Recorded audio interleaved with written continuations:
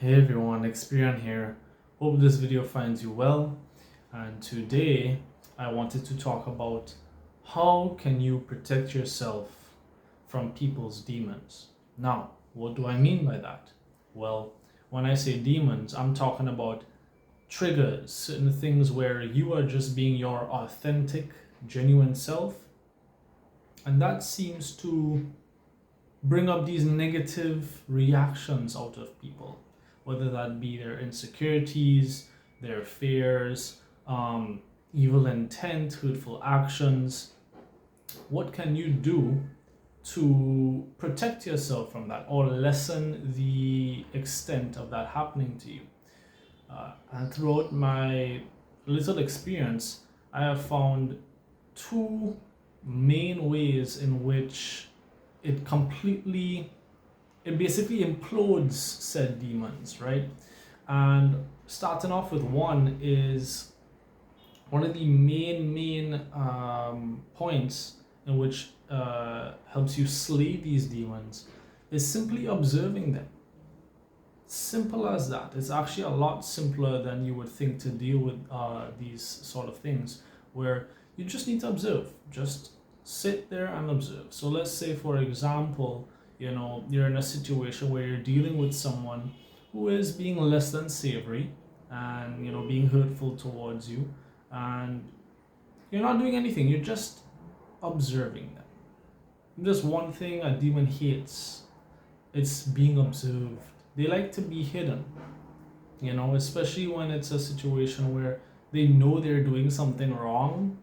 They know they're actively trying to hurt you, trying to do things to antagonize you. Of course, they know it's wrong, and that's why, you know, they want to remain hidden. So just simply observing, simply noticing what's going on, that plays a huge factor in it eventually going away, right? The second main point is observing them, but not even telling them. Not even telling them you've noticed. There are a lot of people I've seen, I've had personal experience with this, where people do these, they like to play these tricks, these mind games, they like to play these sort of psychological games with you, manipulation, and for the most part I'll just go along with it because I don't really care at the end of the day. Right? Unless it's something I actually genuinely care about, then that's different. But for the most part, I'll go along with it, because it's not bothering me. But I don't say anything. I don't say, hey, I notice what you're doing. I see exactly what you're doing. I see that you're moving towards me or acting towards me with bad intent. I don't say that. I just simply observe quietly, right? I don't mention anything.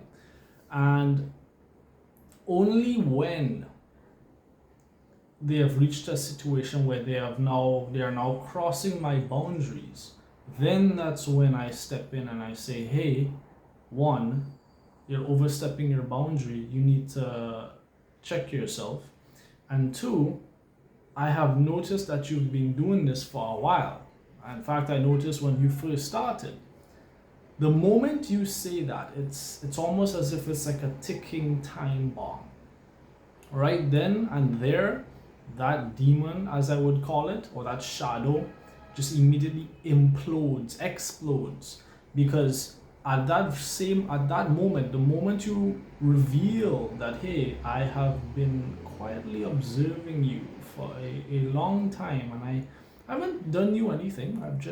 I know what you're doing. I know that you have been acting this way towards me for quite some time. It releases a bunch of fear, guilt, shame, embarrassment all at once onto that person. Fear because they're thinking now, oh my goodness, you knew all this time that I was, being sly behind your back, talking behind your back, doing these things to hurt you. And you knew, and your silence your silence causes that fear, because obviously it's a natural instinct to where if you know you're doing something wrong, you're instinctively expecting some form of punishment, right? But not receiving that punishment now just causes a whole bunch of confusion now. So not only are they will be feeling fearful, now they're feeling a lot of confusion, you know? And not only that, it brings about that embarrassment, that guilt, that shame, that, oh my goodness, I have been exposed, or I was exposed for how long? How long was I exposed? How long did they know? It brings up a lot of those feelings all at once to be processed, to be felt, right? So, ironically enough, it's that same shadow, it's that same demon where you have not done a single thing. You literally have not done anything. You have not spoken to that person. You have not done anything to that person. All you have done is just stand there or sit there and just look at them. Just observe them. And they implode themselves. They literally self-destruct, because that is always the outcome of moving with negative intent, moving with a bad heart, an evil heart. That is what will always happen. It will always self-destruct in the end. So surprisingly, it may seem surprising to some people that it's very easy to deal with people who, want to do these things to you. They want to short you, try to take advantage of you. At the end of the day, you don't have to do a thing. You don't have to lift a finger. Let me stress that. You do not have to lift a finger, and I would recommend not doing so. You don't have to do anything. The problem solves itself just by you being your kind, authentic self. The problem takes care of itself. You may not even know, in some cases, that the problem has just taken care of itself. Right? You just need to be you, because these people will all their insecurities, their fears, their the way they think that power means everything and I have to control everything around me. It will eventually crash down on them, right? So, and you don't have to worry about a single thing. The power of observation is so powerful. It is such a simple yet extremely effective tool that is something that we should really pay more attention to and use more. Because, as I mentioned prior, one of the things that these demons hate the most is just being observed. Just look at them, just look at them. And I guarantee you that will lessen up like 90% of any sort of negative attack or evil eye or, like bad energy being sent your way. Because it'll take care of the problem, will take care of itself. Sometimes, in some cases where it may even bring that person to like have a crash out.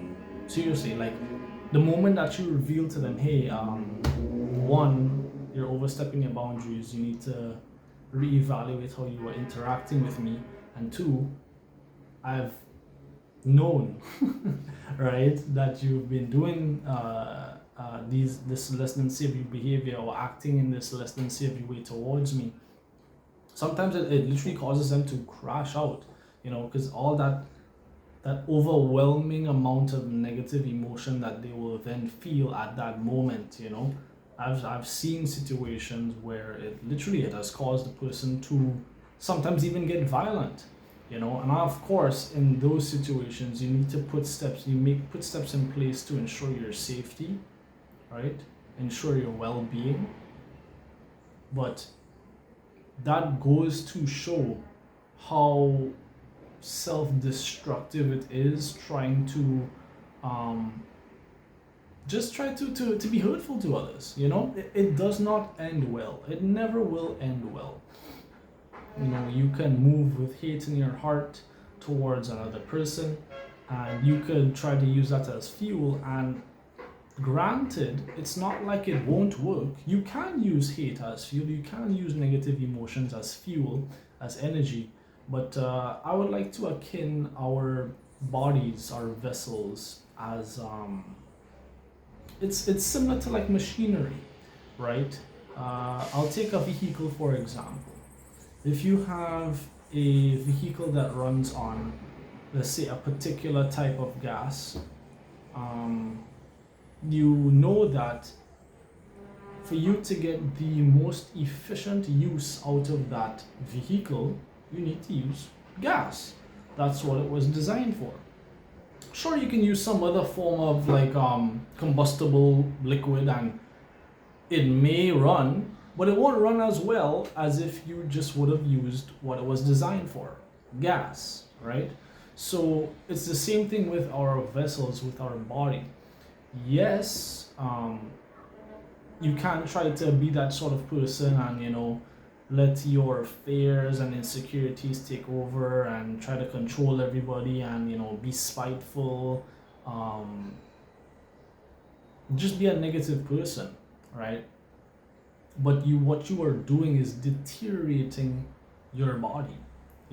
People like that, they die sooner than if you were to just live with a light heart. You let go of these things, you forgive, you give yourself and others grace, you're loving, you're literally quite, and when I mean literally, I mean like physically making yourself sick, right? It is not a joke. It is not a joke. I have seen this firsthand, unfortunately, much closer than I would like, even in my own mother, for example, which is something I will talk about further in another video, where she is quite literally killing herself. Quite literally, she has all these negative emotions which she keeps holding on to, grasping, and in turn trying to use it as fuel, and then, she's spiteful, she's arrogant, narcissistic, and anytime there's a big problem that she needs to deal with, she always tells herself, I can't do it. Oh, I can't do it. And I keep trying to tell her, like, if you keep telling yourself, that you can't do this, you can't do that, you're training your body, right? There's a reason why music is so powerful, because Michael Jackson himself said this when he was alive, that music is like are like mantras.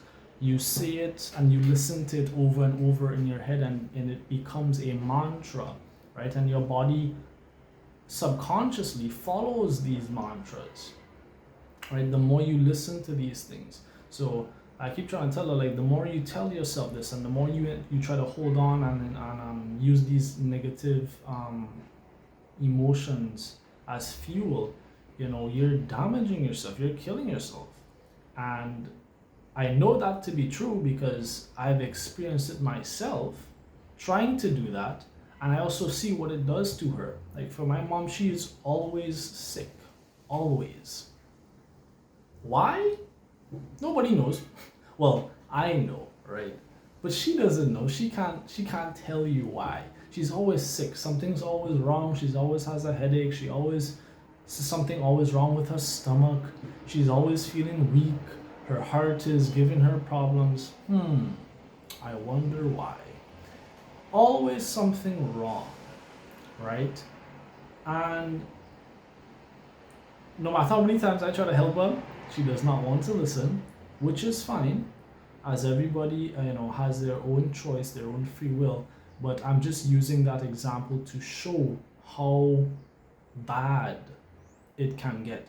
So to circle back to what I was talking about earlier, about how to protect yourself, these people will eventually, when I say self-destruct, I don't just mean it as an in the moment thing. I mean as in physically, they are killing themselves. They are hurting themselves doing this. They are doing this at their own expense, right?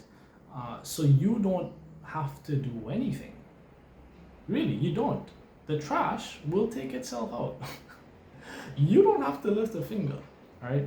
In fact, lifting a finger will only cause you more harm than good. So I would not suggest doing that. Yeah, you just need to sit there and look pretty.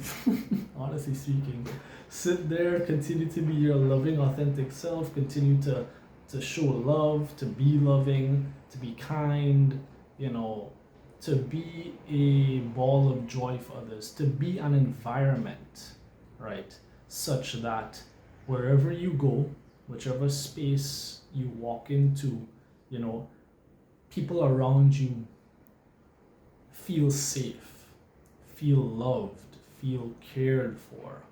Be that sort of person. And it's much easier to do that if you may be wondering, if you're just being authentic. You know, a lot of people think that, you know, well, oh goodness, I have to put on this sort of mask to be this way. No, you don't have to put on a mask or do anything. You just have to be yourself. Your authentic self is naturally kind, naturally loving. So imagine now that you're being your authentic self. Imagine the sort of love that comes out of you. It's not forced, it's natural, it's you. You are being this way, you know. It amplifies the level of love and light that comes out of you tenfold, 100-fold, because it's genuine now. It's not like you're putting on a mask saying, well, oh, once I'm out in public, I'm going to present myself as being a nice, kind person, but behind closed doors, it's a different situation, right? No, I'm not talking about that. I'm not encouraging that. You know, and I would not recommend that either. All right. What I'm talking about is you genuinely just being your authentic self, so that whatever positive emotions comes out is genuine. It's amplified. People can feel it. You lift up the room just by being yourself. You know, it is a wonderful, wonderful thing that I cannot stress enough. Oh my goodness, not only how it makes you feel, but you can see the effect it has on reality around you. Indescribable. Indescribable. It's something where I have to insist that you try for yourself and then get back to me. All right. I can't even put it into words to tell you how good it feels. That's something where I would highly recommend you try it for yourself, and then you tell me how it goes. Leave a comment, you know, hit me up, let me know what that experience brings you, you know, and I think then you'll get a better idea, a better picture. But yeah, I just wanted to just make this quick video talking about, you know, what you can do to protect yourself from people who are, you know, trying to come after you, and what you can do, you know, for yourself to not only make your life better, but make life better for everyone around you, right? So yeah, I think that sums it up pretty well. If you've reached the end of this video, thanks so much for watching, and I'll see you in the next one. Peace.